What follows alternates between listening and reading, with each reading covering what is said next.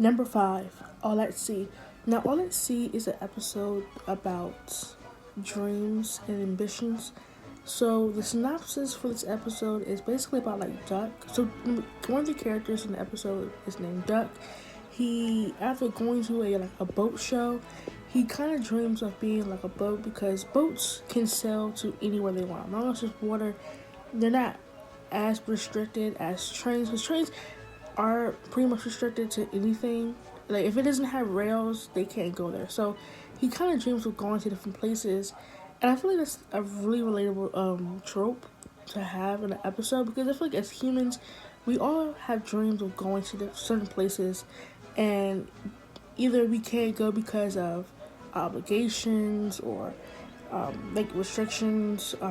So it's so cool to see that play out in a show with talking trains up. It's very relatable. Okay, like it. But the reason why this is so low on my list is because the story, it's good, but it doesn't do a lot for me. Like, it isn't like something like spectacular. And also the visuals are really good in this episode as well. They're not, like I said, it's not something like spectacular. Like, you do get some shots where the visuals are amazing, like the night scenes, or like the ending, or the shot of the sunset. So that's also why I have this on my list. But yeah.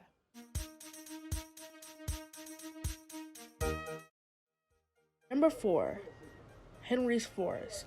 Now, Henry's Forest is it's another season 3 episode, and also is an episode that I remade a couple of months ago.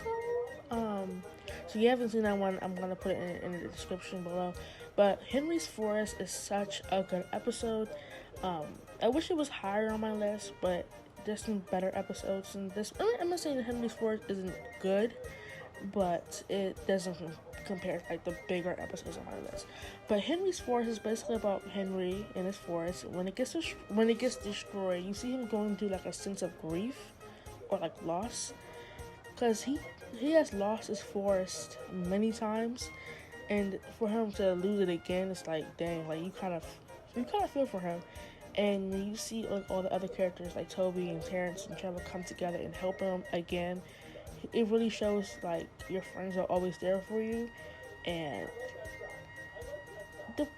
like sad things can become positive things if you really believe in yourself and believe in others. So I think it was a really cool thing to see, cool lesson to learn.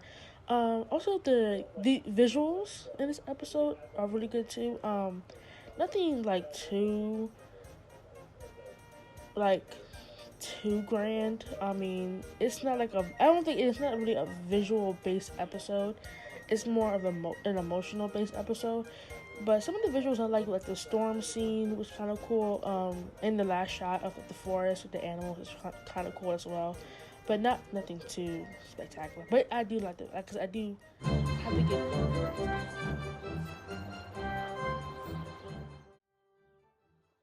Number 3, Halloween. Now, Halloween is a hit era episode. So, from those who don't know, the hit era ranges from season 8 to season 12. I think, if I'm wrong, please let me know if I'm wrong. But from season 8 to season 12. Now, the hit era is known for being, how I put this respectfully, trash.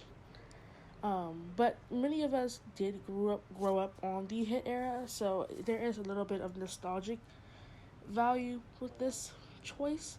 And the reason why, and you might be wondering, like, why is Halloween like a hit era episode above like classic serious episodes? And that's because I love the cinematography in this episode. For me, when it comes to like TV shows or movies, the story is important, and the character development is also important, but then also the visuals is like the number one thing for me when it comes to movies or TV shows. And with this episode, it does it so perfectly. I mean, like hands down. So for this one, so for just for like a little synopsis of this episode, the episode's basically about like Thomas and Emily. They have to go to the smelter's yard to do like a job, whatever. And of course, it's Halloween. It's on Halloween night, so they're kind of anxious, I guess. Like they were like at first when they give them the job, they're not really like scared because they're like they think they're all about shit.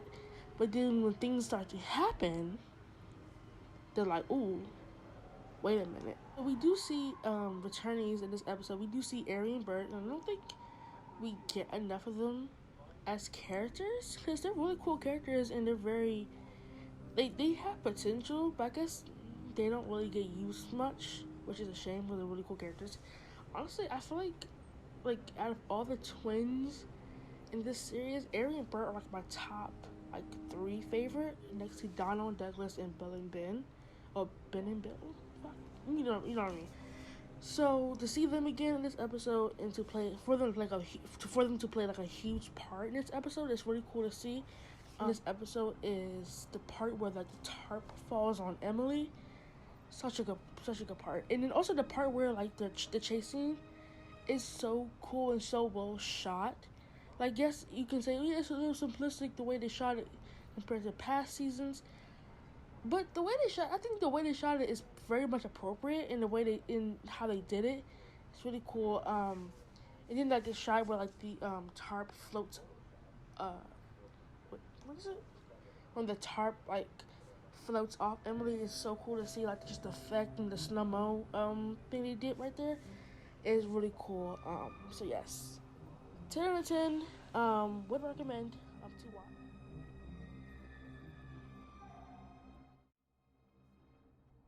Number 2, Duncan gets spooked. Now this episode is a season 5 episode. It is okay. So I can't express to you all how amazing this episode is. I'll get into that, but let me give you like a little synopsis. So basically, it's about when Duncan teases Peter Sam about letting his freight cars crash. But Peterson gets him back when Rusty tells Duncan a ghost story about the viaduct and how like that went down.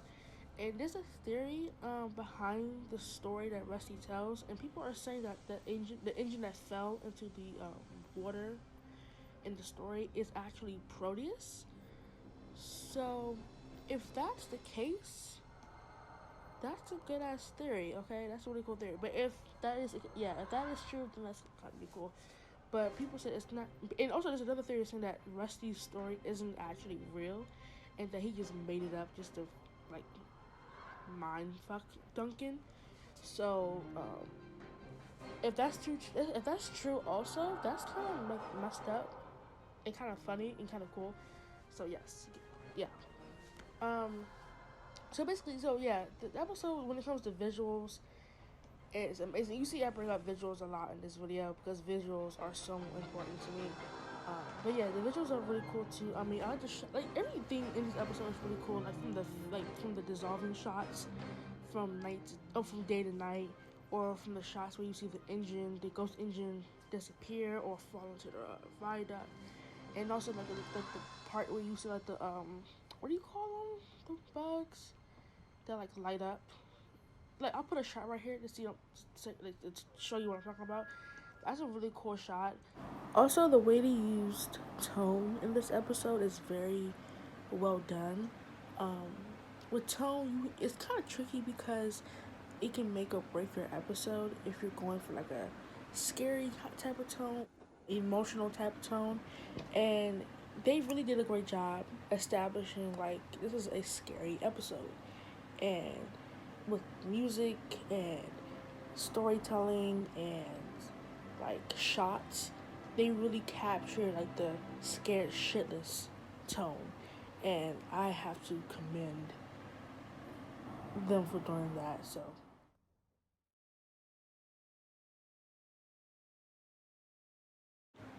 number 1, Toad Stands By. Now this episode I just recently remade. This is one of my favorite episodes, and this episode is why Oliver is one of my favorite characters. So the reason why this episode to me is my favorite and my overall favorite episode on this list is because of how we see a journey in Oliver's character. When we first meet him, he's like scared. He doesn't know what to do. Then when we meet him again, he's kind of full of himself, and we're like, okay, bro, like, let's not forget you were at a scrapyard. So then when we see him in this episode, he kind of is learning from his humbling experience with him crashing, and we see him deal with the repercussions of that, and then we also see him grow as a character, and we see him become more respectful and more like he can stand his ground and not be afraid of anybody, which is a very awesome thing to have. I feel like if this episode was the last episode we saw Oliver in into like the CGI era, I feel like it would have been a really good send off, because it really closes up his character. And I feel like in classic Thomas they did it really well. Like when they were introducing a new character, they really did try to show a development in their character in such a short time. So this episode will always be one of my favorites, and it's why Oliver is one of my favorite characters. Oliver, to me, he's like a badass personified. Like, he is such a badass. Like, first, so when we meet him first, he's like a scared person, and then we see him grow into like a force to be reckoned with. And I don't know, something about that is really cool. Like, it's like with Donald and Douglas. Like, we see Donald kind of grow, and then when he starts to do things that are like cool, and we see him grow. It's the same thing with Oliver. So this episode will always be one of my favorites.